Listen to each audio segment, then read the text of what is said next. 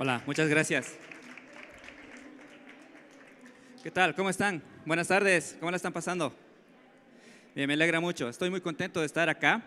Bueno, es la segunda vez que vengo por Ciudad de México y la primera vez que participo de Nerdearla. Y pues comentarles que en esta oportunidad voy a compartirles un poco de la experiencia que tengo en cuanto a astrofotografía. Como me habían presentado anteriormente, yo soy ingeniero de software. Tengo un poco más de 10 años de experiencia también trabajando en el área, principalmente en tecnologías web. Me gusta mucho compartir mi conocimiento en eventos de tecnología, meetups, conferencias. También tuve la oportunidad de estar en la JSConf la semana pasada en Guadalajara. Y también formo parte de una asociación, una que se llama Liga de Astronomía Cochabamba en mi ciudad, porque yo vengo de Cochabamba, Bolivia, que está al sur. Y pues este soy yo. Es una foto que hice hace algún tiempo atrás en el Salar de Uyuni, usando un trípode y bueno, haciendo ahí un poco de composición, porque me gusta mucho explorar el espacio y combinar ambas pasiones, ¿no? El espacio y además la astronomía. Entonces, me gustaría hacerles una pregunta acá. ¿Quién de ustedes me podría definir qué es la astrofotografía? Y si les motiva, tengo premios que les voy a entregar al final. ¿Alguien? ¿Quién se anima? Ok.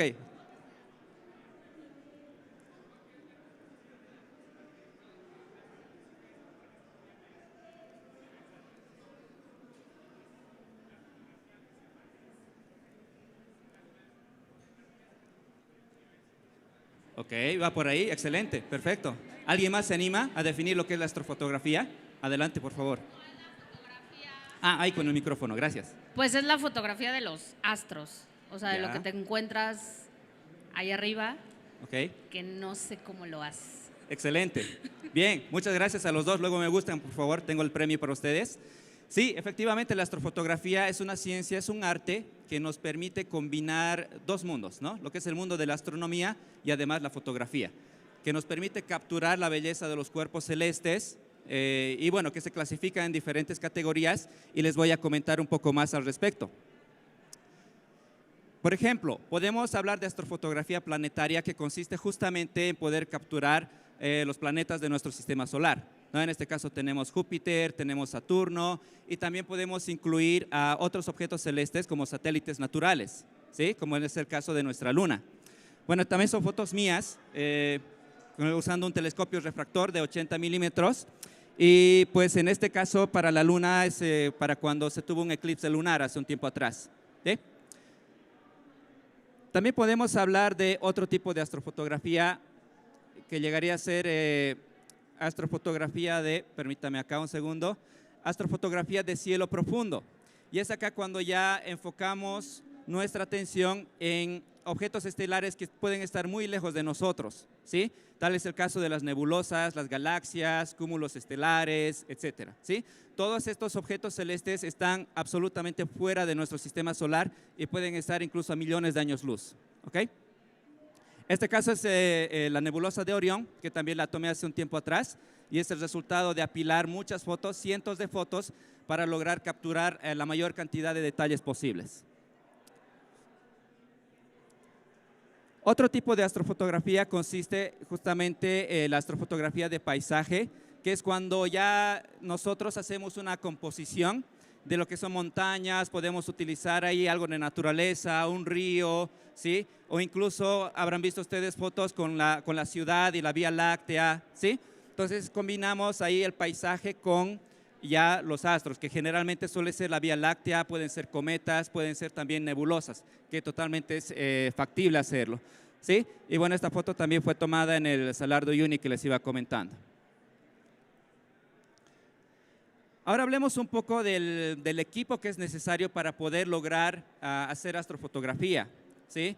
En realidad podemos hablar por varios minutos acerca de este tema, porque si pensamos en capturar, por ejemplo, elementos tan distantes y tan pequeños como son los planetas, necesitamos un telescopio que tenga buena apertura, cierta longitud focal, etcétera. Entonces, mucho depende del objetivo que nosotros tengamos para poder capturar los cuerpos celestes, ¿sí? Para este caso tenemos un telescopio, ¿sí? En la parte izquierda. Y este telescopio es justamente el equipo que yo tengo, que es el refractor, que tiene 80 milímetros, que son poco más de 3 pulgadas de diámetro, ¿sí? Entonces eso significa que en realidad es un equipo intermedio, podríamos decir, no es para nada profesional, es un equipo de aficionado, pero que aún así me ha permitido explorar, hacer visualización de los astros y capturar la belleza de muchos objetos celestes, ¿sí? Ahora, si pensamos, por ejemplo, en capturar una nebulosa, una galaxia, vamos a necesitar de muchos minutos o incluso horas de exposición. Eso significa que la cámara, el obturador de la cámara tiene que estar abierto por mucho tiempo para poder capturar la cantidad mayor de luz que sea posible, ¿sí? Y esto solamente es posible si es que tenemos, por ejemplo, una montura ecuatorial, como vemos acá, ¿sí? Esta montura ecuatorial es motorizada, funciona con energía eléctrica y eso significa que una vez que este equipo esté alineado correctamente, nos va a permitir hacer un tracking, un seguimiento al objeto que estamos observando y fotografiando. Y entonces esa es la única forma de poder hacer una exposición por muchos segundos, minutos, horas, ¿sí? De lo contrario, solamente tendríamos un rango de fracciones de segundo para poder hacer una fotografía, ¿sí? Bien, ahora si hablamos, por ejemplo, de astrofotografía de paisaje, fotografiar la Vía Láctea y cometas inclusive, no necesariamente vamos a contar con un telescopio, podemos optar por una cámara, ¿sí? Una cámara digital o incluso un teléfono. Bueno, en este caso están viendo ahí una cámara digital que tiene ahí incorporado un intervalómetro que además nos permite capturar las fotos de manera remota, ¿sí? Es como tener un control remoto ahí, hacer el clic y ya empezar a capturar la foto. Este elemento es sumamente importante porque nos permite reducir la posibilidad de vibraciones en el equipo, porque cualquier vibración afecta la calidad de la imagen o del objeto que estemos observando, ¿sí? Les comentaba que incluso solamente podemos utilizar un teléfono celular que tenga la opción de manejo manual para poder capturar cometas, ¿sí? O incluso hacer fotos de la Vía Láctea. Entonces, otro elemento importante es justamente el trípode, ¿sí? Necesitamos que nuestro equipo, ya sea una cámara, un teléfono móvil, esté fijo y no sufra de vibraciones que normalmente se dan cuando tomamos una foto utilizando nuestras manos, ¿verdad?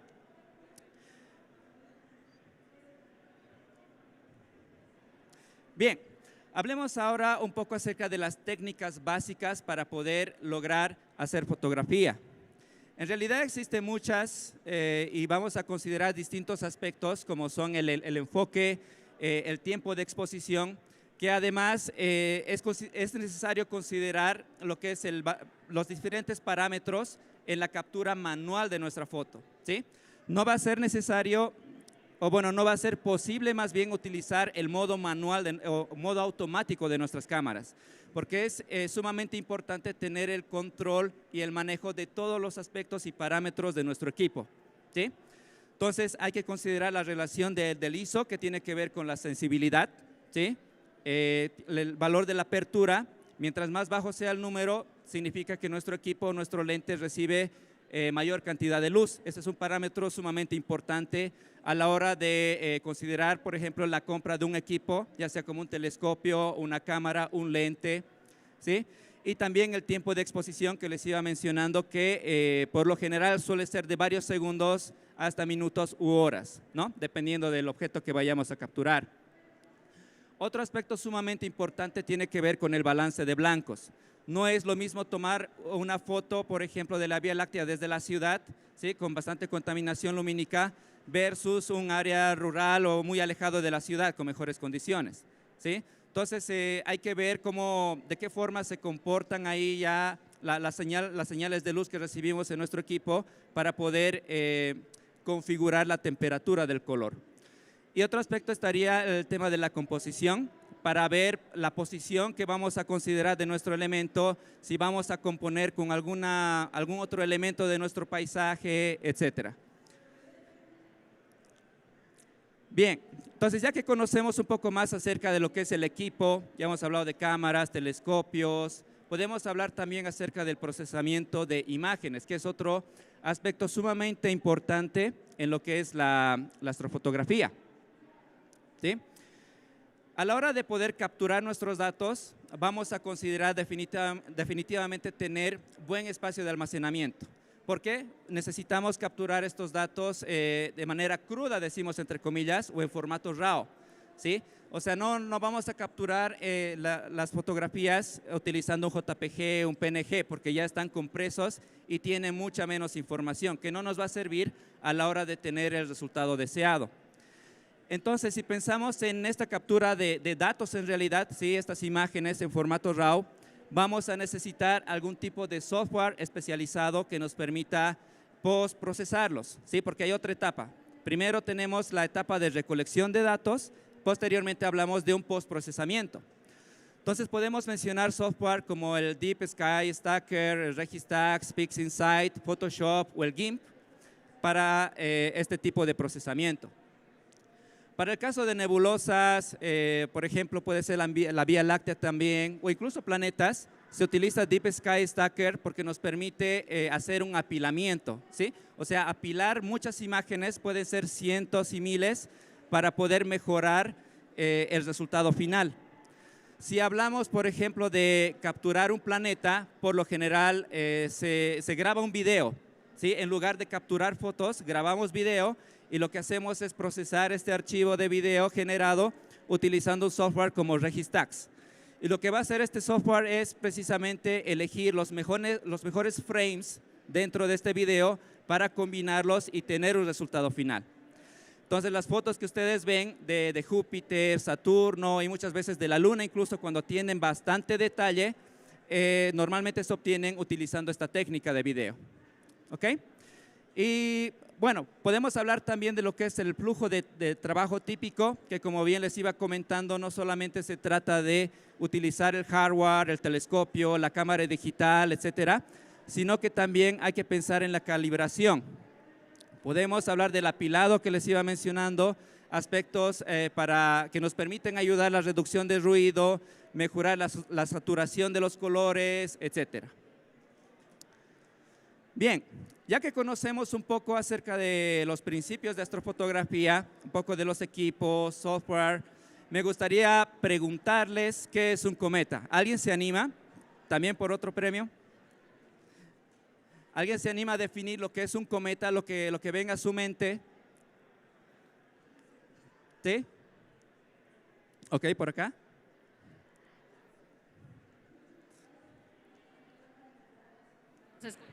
Sí se escucha.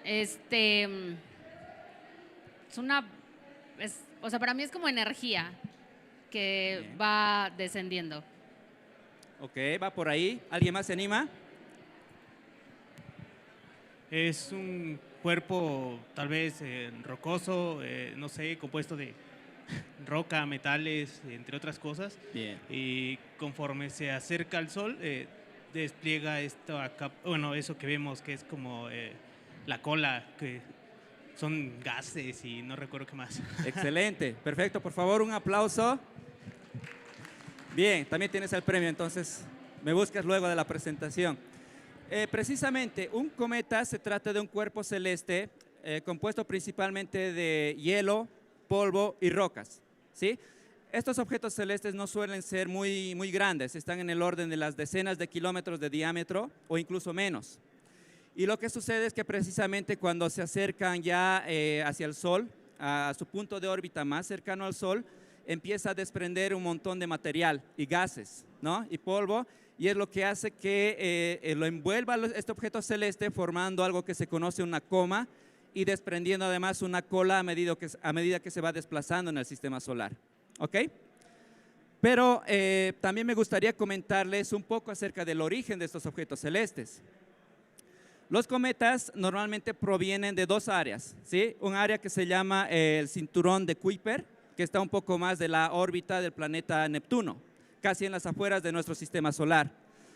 Y también vienen de una parte ya muy exterior de nuestro sistema solar que se denomina la nube de Oort, ¿sí? Que es donde supuestamente están ahí ya los elementos que formaron parte de lo que es el desarrollo de nuestro sistema solar, ¿sí? Ya muy en las afueras.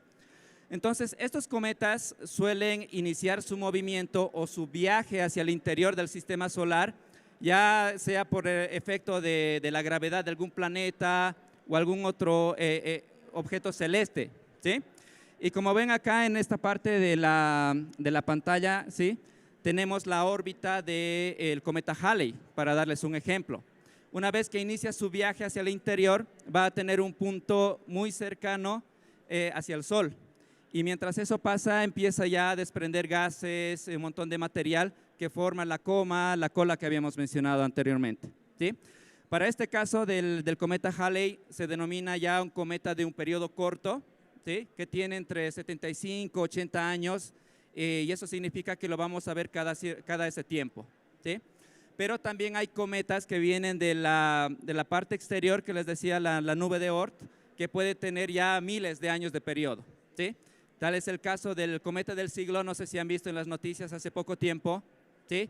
Fue visible en muchas partes del mundo y decían que va a volver dentro de 80,000 años, ¿sí? Entonces hay cometas que pueden venir cada cierto periodo de tiempo, o sea, 20, 30, 50 años o bien miles de años inclusive, ¿ok? Bien, un poco más de detalles acerca de estos objetos celestes. La parte principal o el elemento que empieza a ponerse activo una vez que se acerca al sistema solar se le llama núcleo, ¿sí?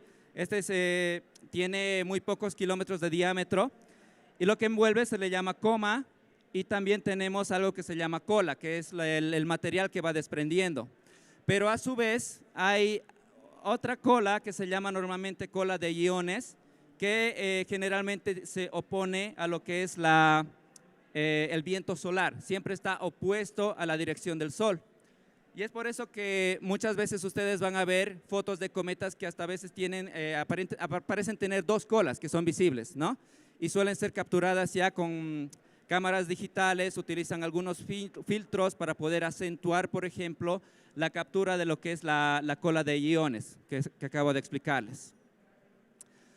Bien, ahora voy a comentarles un poco acerca de las fotos que he ido tomando a lo largo de este tiempo, ¿sí? Cuando ya era muy novato, vamos a decir, no tenía mucho conocimiento, pero sí me animaba ya a capturar, a buscar un poco más de estos objetos celestes.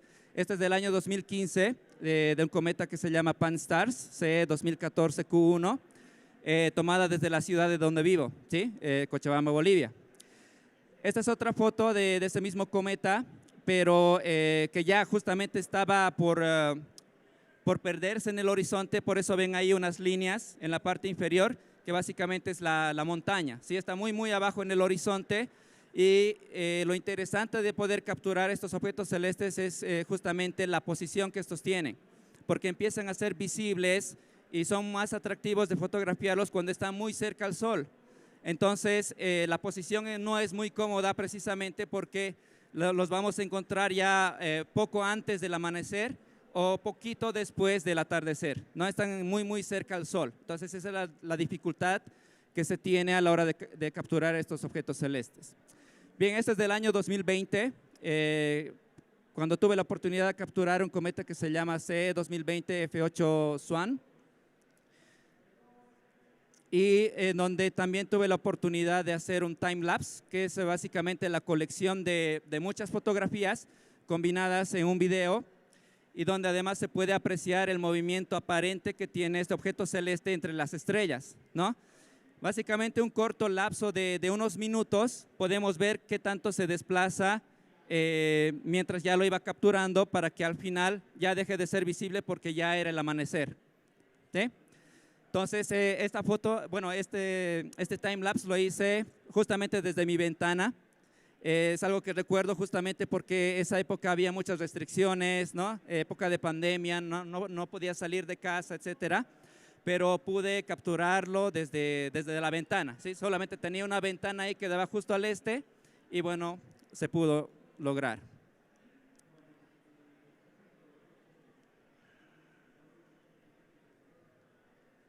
Bien, esta es otra fotografía ya un tanto más reciente, del año 2020, de un cometa que se llama CE 2020 F3 Neowise.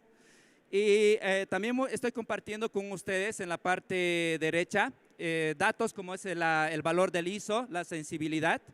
En este caso es una fotografía que tuvo 20 segundos de apertura, ¿sí? o de tiempo de exposición, perdón. Se ha usado una cámara Sony mirrorless A7S y el telescopio que les mostré a un inicio, que es un telescopio refractor, ¿sí? De 80 milímetros de apertura.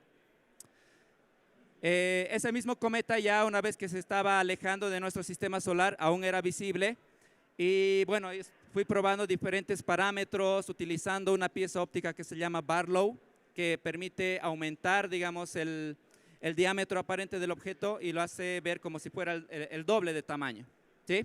En este caso es de 2X y como estaba ya muy lejos, también estuve probando con valores de ISO muy altos, como en este caso de 40.000 o de 20.000, ¿sí?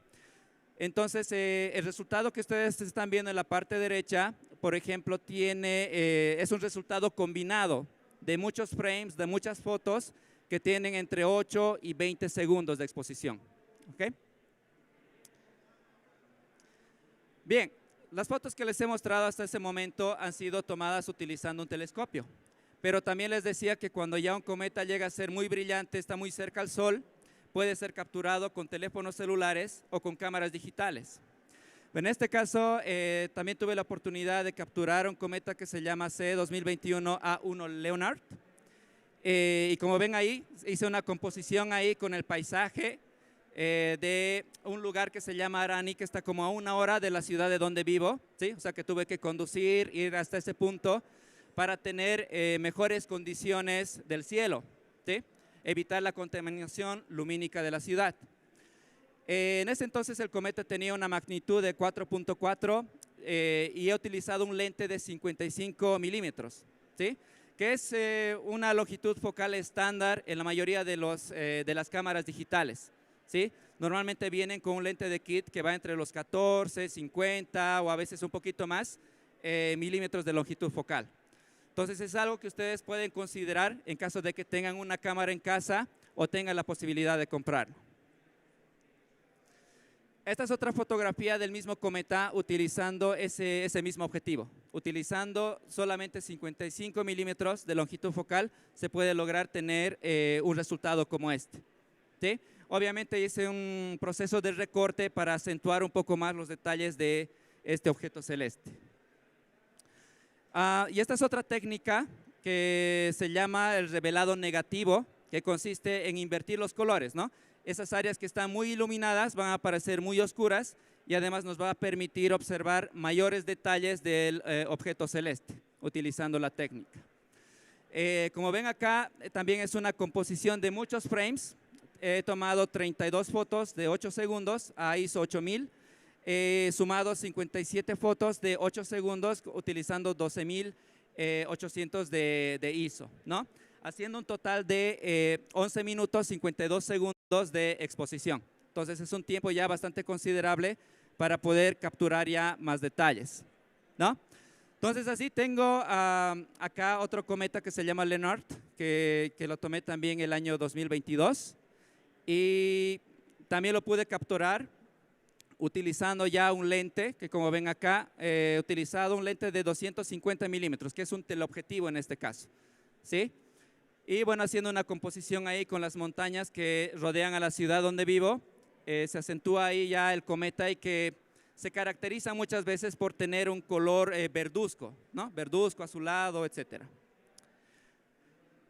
Esta es una de las fotos más recientes que tomé de un cometa que se llama Pons-Brox, que también hizo noticia en muchas partes del mundo porque era bastante brillante. Y en mi caso tuve la oportunidad de capturarlo también desde el Salar de Uyuni en Bolivia, porque tiene un cielo bastante puro, está a 3.600 metros de altitud, no hay prácticamente contaminación lumínica y lo convierte en un lugar bastante ideal para poder observar los astros y hacer astrofotografía. Y este es el cometa del cual les estaba comentando hace un momento, que hizo noticia y lo llamaban el cometa del siglo, porque se pronosticaba de que iba a ser muy brillante, o incluso algunos decían que posiblemente se vería de día, ¿sí? Cosa que no fue así, pero la realidad es que sí fue bastante brillante y nuevamente me fui hacia el Salar de Uyuni en Bolivia para poder capturarlo. Y eso fue justamente solamente hace cuestión de 3 semanas atrás, antes de mi viaje a México. Sí, este fue el primer día o la primera noche que estuve allá, pero la segunda noche tuve mejor suerte porque pude capturar este time lapse, que también es una colección de más de 100 fotogramas y es donde se puede capturar el movimiento aparente que tiene el objeto mientras se va ocultando en el horizonte, ¿no? Poco después del atardecer.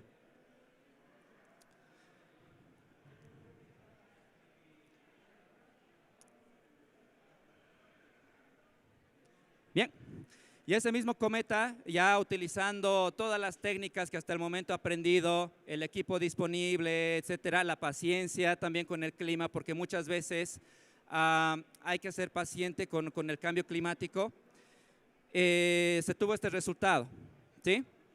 Utilizando ya un tiempo de exposición que daba un total de más de 6 minutos, con la misma cámara mirrorless que les mencioné, y utilizando el telescopio refractor de 80 milímetros, ¿no? Y esta sería una de las mejores fotos que tengo hasta el momento y bueno, espero seguir aprendiendo para poder compartir mi experiencia. Y bueno, hemos hablado un poco de las técnicas, les he mostrado ya fotos que también he tenido la oportunidad de capturar, pero también me gustaría comentarles un poco acerca de la forma en cómo ubicamos los cometas, ¿no? Que es un detalle bastante importante. Bueno, acá tengo un software que se llama Stellarium. Este proyecto es totalmente gratuito, ustedes se lo pueden instalar ya sea en su computadora, también es posible correrlo desde teléfono celular. No es muy complicado de usar porque lo único que tenemos que hacer acá es, por ejemplo, configurarlo para que esté en la ubicación de donde vayamos a hacer la observación o la captura de nuestro objeto celeste.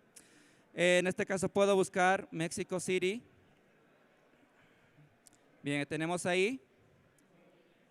Ese detalle es sumamente importante para que el software pueda reconocer la ubicación exacta y nos pueda mostrar la forma en cómo nosotros vamos a poder ubicar el astro, y también podemos configurar parámetros como el tiempo. Digamos, me voy a desplazar en el tiempo hacia casi un mes atrás, en torno a octubre.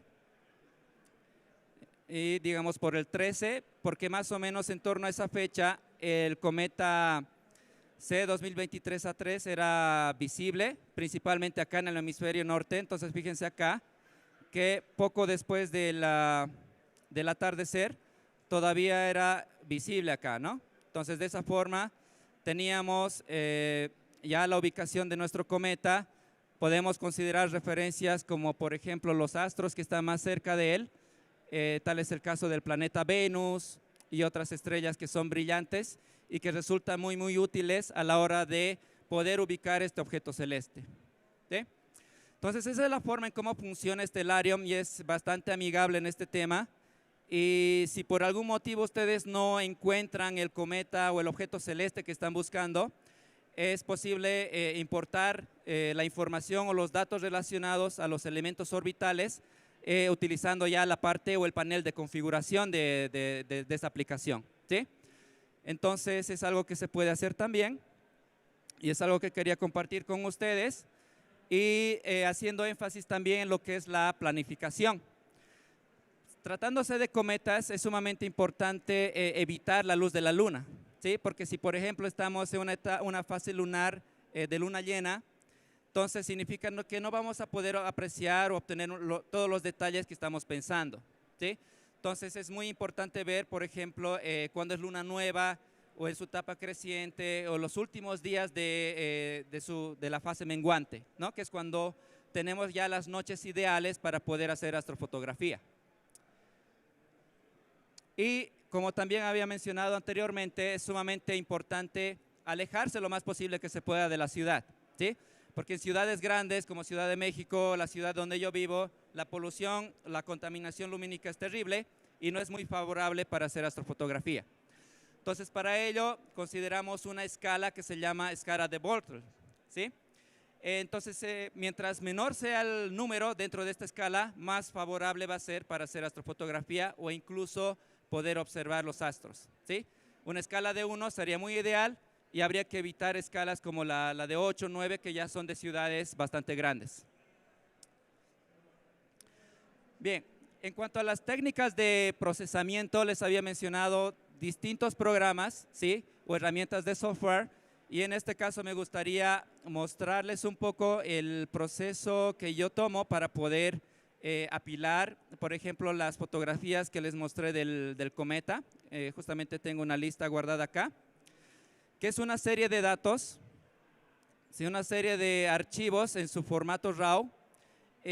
Como pueden apreciar acá, se tiene el tipo, ¿sí? Me dice light y significa que son tomas de luz. O sea, acá vamos a ver, podemos seleccionar uno de estos frames para poder ver más detalles del cometa o de la foto. Pero también estoy usando acá frames de calibración, se llama, que entre otras cosas me va a permitir a mejorar el resultado final reduciendo lo que es el ruido. Porque cada vez que capturamos un objeto celeste utilizamos normalmente un ISO muy alto y cuando eso pasa tenemos ahí mucho ruido en la imagen y eso se puede atenuar utilizando lo que son los frames de calibración, como son los darks, y también podemos mejorar el resultado de nuestra foto utilizando los flat, los vías, etc. ¿Sí? Entonces, dentro de este software se tiene una opción acá para poder incluso identificar el cometa, que en este caso ya está calibrado, ya está totalmente identificado el elemento, y lo que hace el programa es justamente considerar este dato para el proceso de apilamiento, ¿sí? Mientras va apilando las imágenes. Entonces voy a mostrarles un poco de esto acá, pero no vamos a alcanzar a hacer el apilamiento total. Hay distintas etapas, ¿sí? Una que se llama el registro de los frames, que es donde el programa va analizando foto por foto, va identificando cuál es la calidad que se tiene de las estrellas que están asociadas al frame, etc. Y en esta parte está lo que es el proceso de stacking o de apilado, donde podemos configurar ya la manera en cómo vamos a apilar todos estos frames. Por lo general, yo utilizo el modo de intersección y lo que va a hacer es, digamos, acomodar la posición del cometa sin importar si tiene ya algo de rotación, ¿sí? Porque si es que hacemos una sesión muy larga, digamos, de fotos, lo más probable es de que en algún punto ya vaya a ir rotando el elemento, ¿sí? Siguiendo el movimiento aparente de rotación de la Tierra. Entonces, eso se puede evitar utilizando este modo. Y también me gusta mucho utilizar lo que es esta técnica de apilado distinto entre estrellas y cometa. Entonces, lo que hace el software es apilar por un lado lo que es el background, el fondo, solamente de las estrellas, considerando sus posiciones. Y por otra parte, hace un apilado de solamente el cometa. Y al final combina ambos resultados para tener ya el cometa sin movimiento y de la misma forma las estrellas. ¿Sí? Entonces hay unas opciones bastante interesantes por acá y lo que hace el programa es seguir ese proceso de configuración que le hemos dado para generar un resultado final. Bien, espero que les haya gustado esta presentación y bueno, muchas gracias por su atención. Muchísimas gracias, Luis. Te agradecemos muchísimo por esta sesión. Desgraciadamente hemos pasado un poquito el tiempo. De todos modos, Luis no se va. Luis va a estar acá con nosotros durante el evento. Lo invitamos a conectar con él, a platicar con él durante la hora de las cheves, ¿por qué no? En el networking. Y continuamos en el escenario rojo.